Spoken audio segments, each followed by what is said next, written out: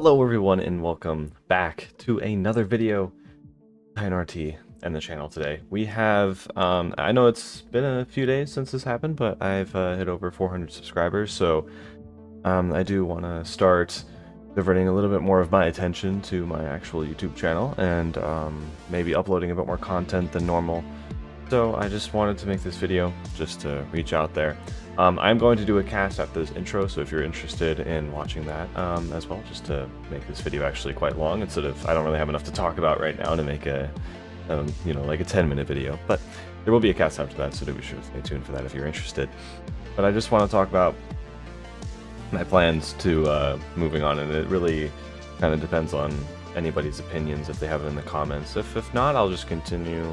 I'll just do what I feel is right, and I'll continue doing that. The only really content that I upload on this channel is Supreme Commander 2, and well, I do some Beyond All Reason in my streams, but that's the kind of besides the point, and I also do Kerbal Space Program as well. A lot of my viewers are from Kerbal Space Program, and I do know a lot of Supreme Commander 2 viewers just popped in on my channel when I started doing the tournament streams, and I'm very appreciative of that. The support has been absolutely, I can't thank you enough. The support I've gotten this year, I've grown the subscriber count just in general. I've grown like at least twice, 3 times as much as I have in past years, and that's pretty inspiring. And I do wish to continue making content and continue growing the channel. A little side note, I have made a Patreon, but that's mostly for later reasons, and you don't really have to go to subscribe to that right now. It's not important, but I'm just saying that just if you really do enjoy the content on the channel and want to inspire me to make even more, motivate me, and to maybe, you know, all of the money will go to making more content for the channel as well. But yeah, that's just a side note. But anyway, I just want to know anyone's opinions if I should bring any more games into the channel, and what those games should be in general. Should I do some cast of some other RTS games? Should I maybe if I do any more, I do play some other games on the side while I do all this content creation as well. But if I do any survival gameplay or survival games playthroughs, if I should record them and upload them. Normally I do those with Xenos and Obelisk, so they would be in the videos most likely as well. And yeah, that's all I'm really asking for, how I should continue the channel onwards from here. I've never really done a video like this, so I'm really just interested in my viewers' opinions if they even watch this through. But yeah, anyway, I think that's all I got to say, and if you want to continue motivating me to continue uploading, do feel free to subscribe and leave a like and join the community here with TitanRT. And yeah, thank you for watching this little, you know, me yapping, this little yap session, I guess you could say, and let's get on with the cast. Alright, and welcome to the cast. We are here on the Fallen Titans modded version of Desolatia. This was actually in preparation for the 2v2 tournament that happened earlier this year, but we were doing a little bit of map testing and having a little bit of, you know, just a few fun games amongst ourselves, practicing.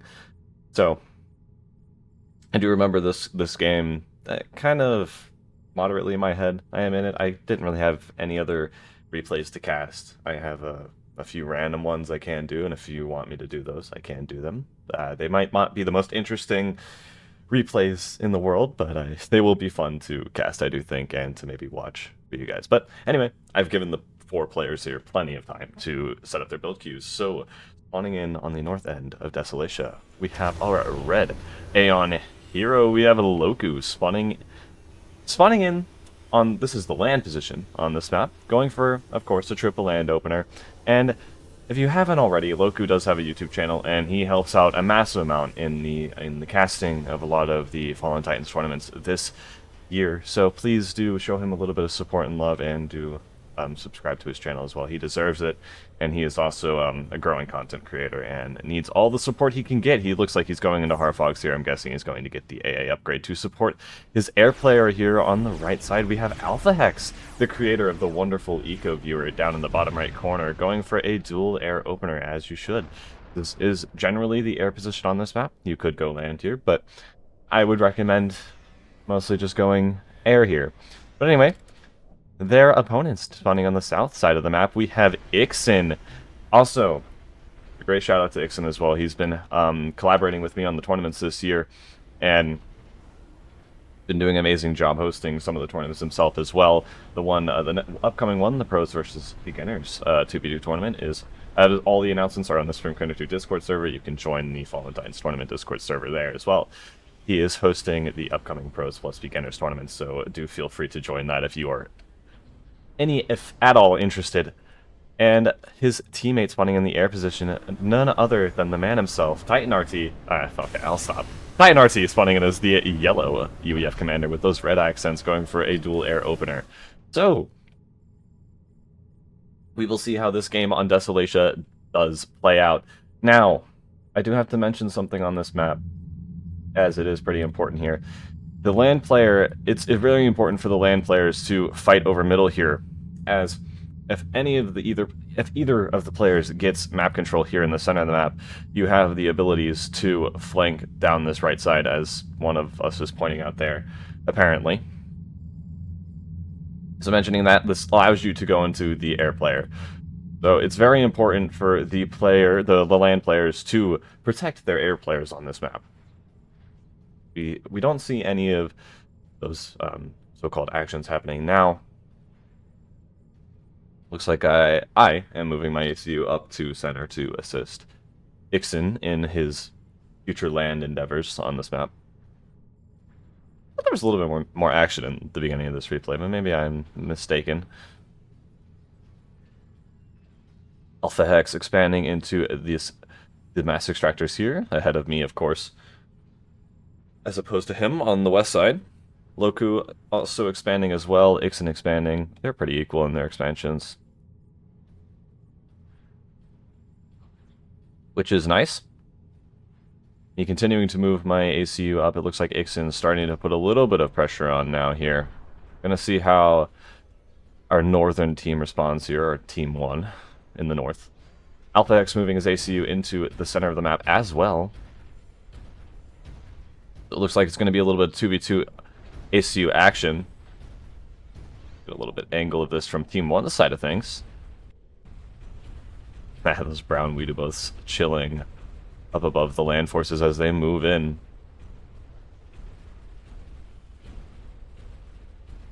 Looks like Ixin is going to try to secure the center here. Well, me as well. Building a few of those mass extractors.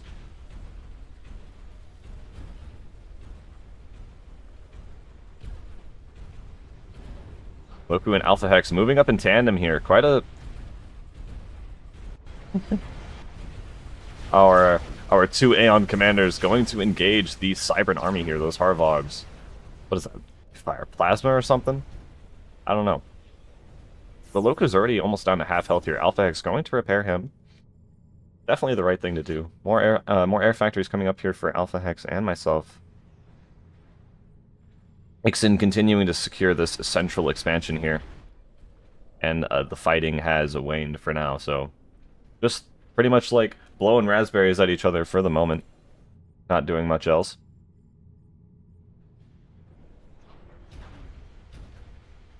I don't know why we're not entirely engaging here. Looks like we're trying to go for a flank on the right side. Alpha X going for a research station instead of a fourth air factory. And now we have a little bit of engagement, a little bit of action, finally. All of the commanders about to engage here. Lots of firing sound effects here to take count of. A lot of Harbogs going down for Loku here, losing a lot of his force. A lot of it just sitting on this right side, and looks like Alpha X is forced to throw it on a PD. This is what I said about the map control. You can really just push into your opponent's air player and deal some good damage, but this PD is going to thwart this attack. But that's mass that Alpha Hex could have spent on a research station on an air factory. As you see, he is now behind. I have 5 air factories at the current moment, and Alpha Hex has 3 and the research station, because he had to throw it on that extra point defense. So, making sure that you're protecting your air player is very important.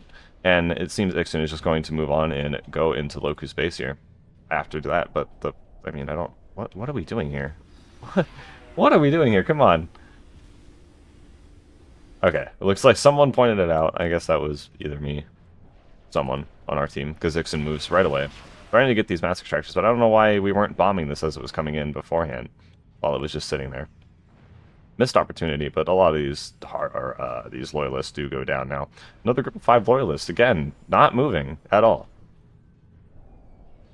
Not really what you want. Alpha Hex trying to throw down PDs here, so spending mass on the front line instead of in the air game. Yeah, those PDs, that PD gets shredded. It only got a few shots off before dying there. These Weedy Booths now have shields on them. Yes, they do. The Wasps do not. The PD is going back down. Loku is repairing his brown friend. It looks like trying to build a structure in the same place and it didn't happen. Loku floating almost 1,000 mass. Really needs to be putting that into some land factories, although we're going into some more point defense, although I do feel like this should more or less be kind of positioned here to continue this little bit of a creep so you can continue pushing and cutting off land as you push up with those PDs, but it looks like another PD comes up here in the north to protect Loku's expansion from these little raiding loyalists. Not a rad response there. And you see the PD creep is starting to amass here for Alpha Hex. Titan RT throwing down PDs of his own. Going to try and stall this offensive as much as possible. Ixen also throwing down point defense as well. Rebuilding that UEF PD that went down. Like to see the adapters covering the point defense here. Would be a lot nicer. Absorb a few more shots before going down. Loku trying to push in here. Taking out a lot of those oh, big bombing run. Ixen not splitting his units. Takes out a lot of those loyalists and adapters. The Wasps jump on him. We have flares out. Looks like we're going to have a pretty big air fight here over the land fight. Shields coming up on those Wasps now. A lot going on here.